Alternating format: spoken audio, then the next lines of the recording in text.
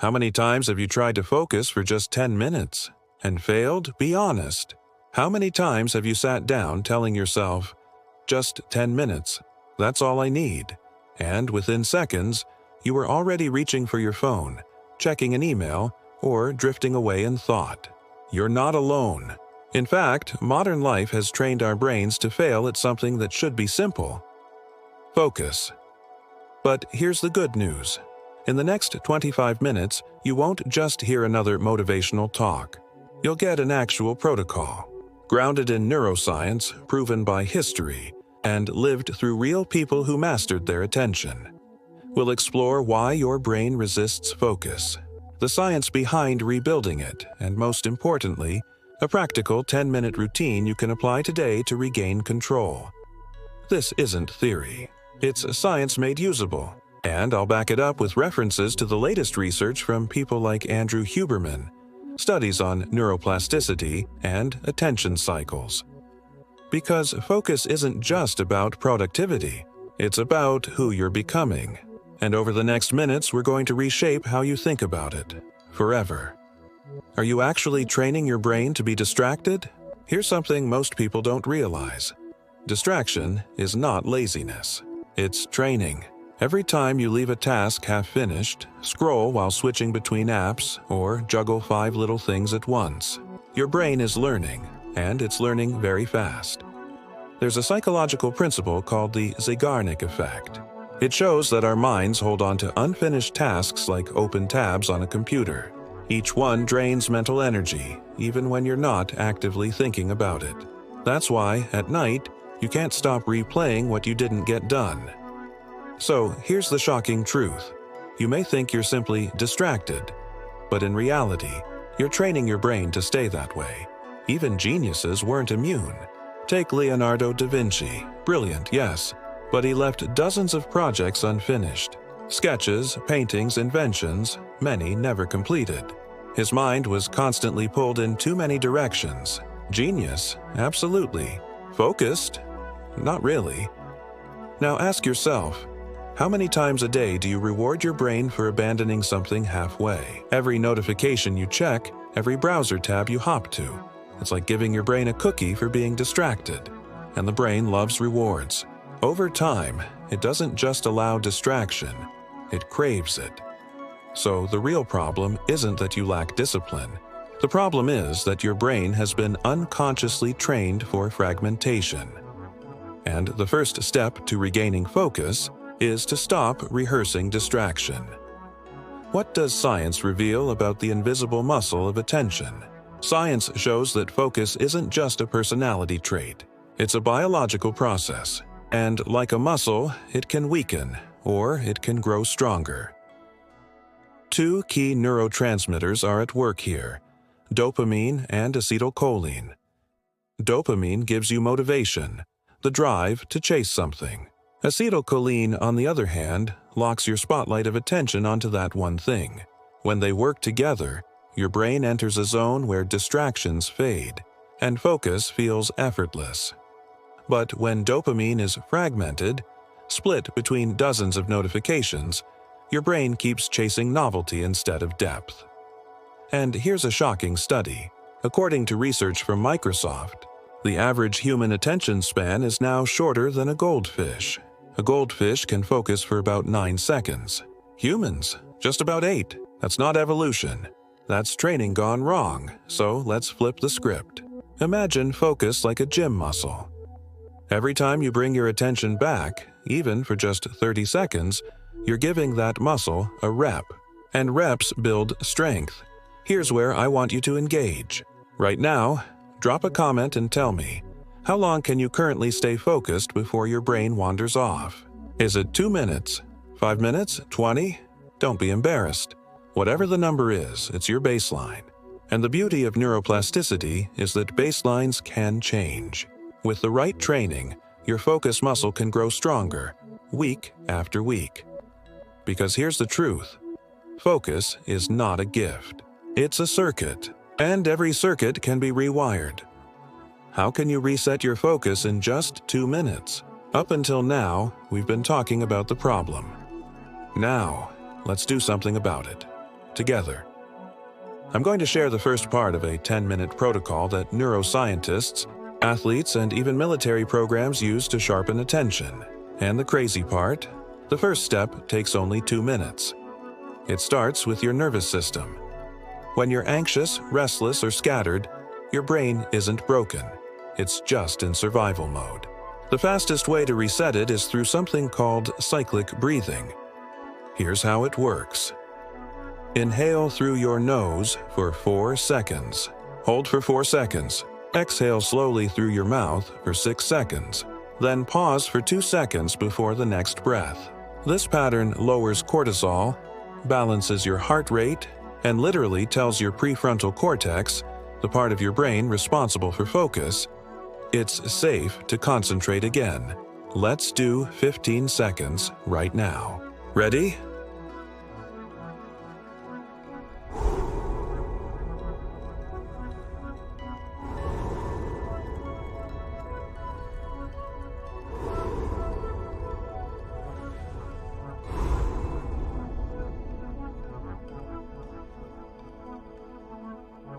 Good, that was just 15 seconds. Imagine the effect of 2 full minutes. The second piece is visual fixation. Neuroscience shows that when you look at a single stable point, especially in natural light, you trigger the same circuits that allow snipers, surgeons, and athletes to enter deep focus. So here's what you do. After breathing, pick a point in your environment, a candle flame, a spot on the wall, a view outside your window. Keep your eyes still for 30-60 seconds. That stability transfers inward. And then comes the third step, micro-intention writing. Take a small piece of paper and write 1 line. For the next 10 minutes, my only task is, that's it, 1 line, 1 intention. This simple act flips the Zeigarnik effect in your favor. Instead of draining you with unfinished tasks, your brain locks onto the one thing you've declared as complete able. So the first 3 steps, breathing, fixation, and 1-line writing, together take just about 5 minutes. And they're enough to reset your nervous system and prepare your brain for real focus. Most people spend their whole day scattered. You just learned how to reclaim control in under 2 minutes. If athletes and monks can train focus, why couldn't you? Science gives us the framework. But stories show us what's possible. Take Olympic athletes. Many of them don't train for hours in one sitting. Instead, they use short, intense focus blocks, 10-15 minutes at a time, laser-sharp drills repeated with precision. It's not about time spent, it's about quality of attention. That's why sprinters rehearse for seconds at a time, and gymnasts repeat micro-routines. Their excellence is built from fragments of deep focus. Now shift to the other extreme. Zen monks. In Japan, there's a practice called session, periods of meditation where monks train their attention with the same discipline athletes train their muscles. Hours of sitting, yes, but always broken into short, repeatable cycles. The principle is the same. Focus is not an accident, it's a practice. And here's the unifying truth.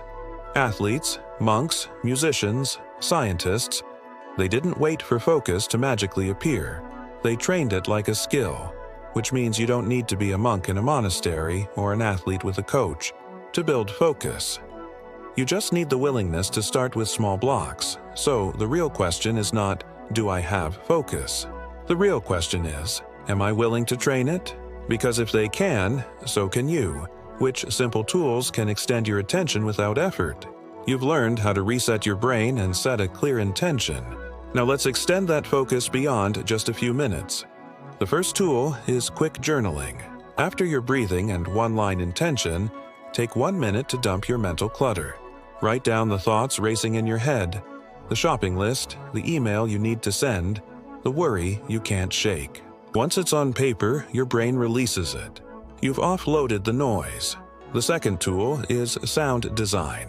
Not all music helps focus. Lyrics hijack your verbal brain. Instead, use instrumental tracks or binaural beats, which synchronize brain waves into states of sustained attention. Think of it as giving your mind a steady background rhythm to lock onto. The third tool is what I call the inverted Pomodoro. Instead of starting with 25 or 50 minutes, which often feels impossible when you're distracted, you start with just 10. Train yourself in short, controlled sprints. Once 10 minutes feels easy, stretch it to 15, then 20. Over time, you build endurance the same way runners increase mileage. Now, here's where I want you to engage again. Write down in the comments. Which of these 3 tools are you going to test first? Will it be journaling, music, or the inverted Pomodoro? Remember, don't try to master all of them at once. Choose one. Apply it today. Let your brain experience the difference before adding another. Because focus is built block by block, not all at once. What are the silent enemies that destroy your concentration? Now that you know how to build focus, it's time to expose what destroys it. The first killer is multitasking. Every time you switch from one task to another, your brain releases a tiny burst of dopamine. It feels rewarding, but the cost is massive. A Harvard study shows that task switching can waste up to 40% of productive time. Imagine trying to lift weights but dropping the barbell every 5 seconds. That's what multitasking does to your brain.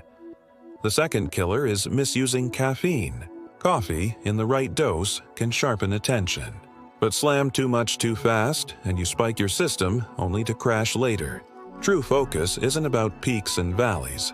It's about sustainable energy. The third killer is environment overload. A cluttered desk, too many tabs open, constant notifications. Your brain processes each one as a micro-threat, raising stress hormones. It's no wonder you feel restless. Even the most brilliant minds engineer their environment to fight these enemies. Elon Musk, for example, designs controlled spaces where his team can dive into deep work without interruption. Focus isn't just internal, it's architectural. So ask yourself, which of these enemies lives in your daily routine? Is it multitasking? Caffeine misuse? Clutter and noise? Identify your biggest enemy. Because until you remove it, no protocol will truly work. What can philosophers and samurais teach us about focus? Focus isn't only about hacks and neuroscience. Across history, the greatest thinkers and warriors saw it as a way of life. Take the Stoic philosopher Seneca. He wrote that it is not that we have a short time to live, but that we waste much of it. For the Stoics, wasted time was the ultimate enemy. Every moment unfocused was a piece of life thrown away. To them, attention was not just productivity, it was morality. Now look to the East. The samurai believed that before mastering the sword, you had to master the mind. Their training was less about combat, more about discipline of presence. One wandering thought in a duel meant death. For them, focus was survival. What unites these philosophies is a profound truth. Focus is not just a technique, it's an identity. When you choose to focus, you're not only doing a task, you're shaping who you are becoming. So let me ask you, what identity are you building with the way you use your attention today? Because your answer determines far more than your to-do list. It determines the story of your life. What could 10 minutes a day do to your brain in a year? Here's the most exciting part. Your brain isn't fixed. It changes every single day. That's the power of neuroplasticity. When you practice focus, even in small bursts, you're not just improving your performance. You're literally reshaping the circuits in your brain. Studies show that consistent meditation, even as little as 10 minutes a day, leads to measurable growth in the prefrontal cortex, the region responsible for decision-making, planning, and yes, attention. Think about what that means. 10 minutes a day is just 0.7% of your waking hours. Yet, over weeks, those minutes accumulate into permanent rewiring. So, let me provoke you. If 10 minutes can alter your brain's physical structure in a year, who could you become? Would you still be the person who can't sit still for 5 minutes? Or would you be the one who controls their mind instead of being controlled by it? Neuroplasticity doesn't ask for talent. It only asks for repetition. The brain is always changing. The only question is, are you shaping it or letting the world shape it for you? Whoever controls 10 minutes controls their life. Do you accept the challenge? Let's recap what we uncovered in the last minutes. We began with the truth. Modern life has trained your brain to be distracted.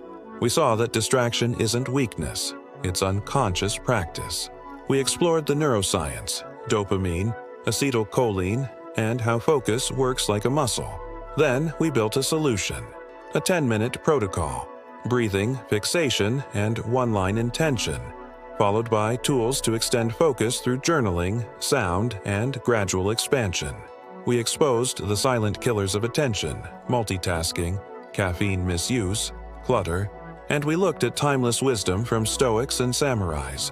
Focus is not just a technique, it's an identity. Finally, we looked ahead. 10 minutes a day is enough to rewire your brain for a different future. So here's the phrase I want you to carry with you. Whoever controls 10 minutes controls their entire life. Your challenge is simple. Don't wait. Test the protocol today. 2 minutes of breathing, 1 line of intention, and 10 minutes of pure focus. That's all. Then come back and share your results. Post them in the comments.